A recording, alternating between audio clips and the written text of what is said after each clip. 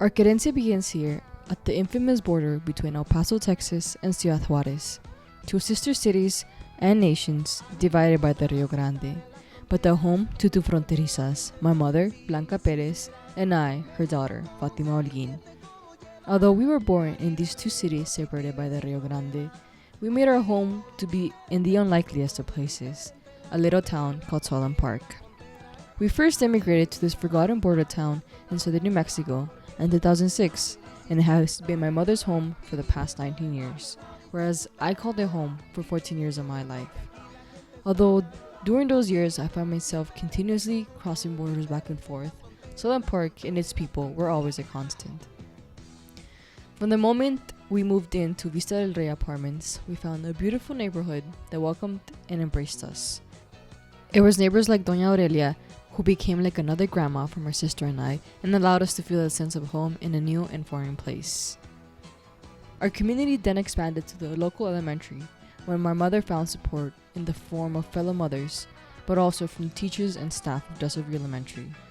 Not only did my sister and I receive an education from the school, but they also helped us and the community with buying school supplies, providing free meals, and donating clothing and shoes.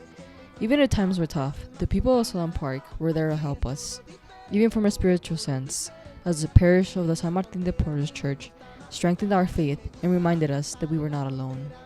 As the years passed, we became more integrated into the community of Solon Park, and I was also able to find my own community while in high school, where I made lifelong friendships. In addition to the community of Solon Park, our connection to the land was also just as important to building our home. Memories of my childhood included many times when we sat outside our apartment and did homework during a summer afternoon, or when my little sister and I played outside in the green grass while the Franklin Mountains and Mount Cristo Rey protected us from a distance. We didn't have a car, so most of our transportation around the town was through the public bus or by walking across town.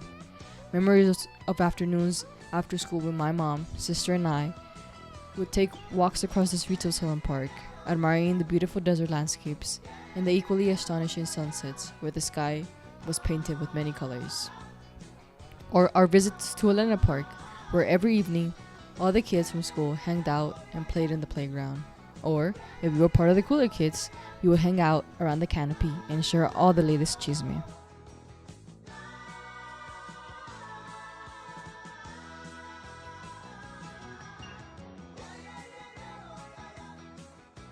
One of the memories my friends and I often recall were the times when we would venture out into the desert and traverse through its sandy and thorny terrain. At times, we would find random things, and we would then create stories or scenarios around these lost items, and then chat and ponder on what our future would be like.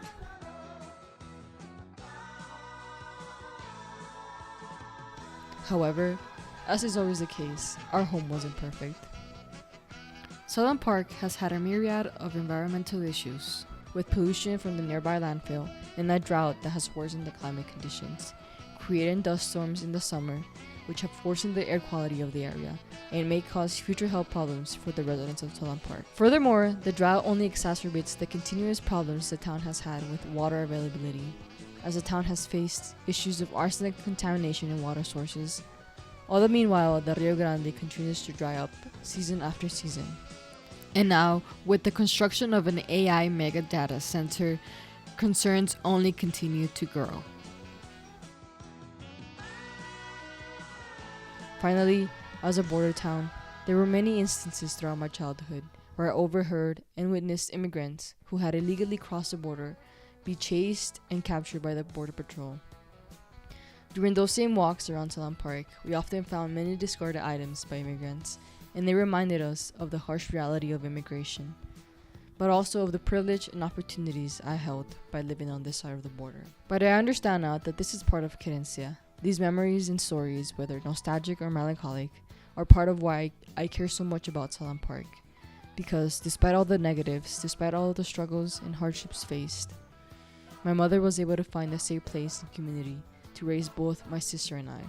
She was able to find home. And because of that, Solon Park is part of our Querencia. And it will continue to be a forever home in our hearts. Gracias a mi ranchito de Solon Park. Sin ustedes, yo no estaría aquí.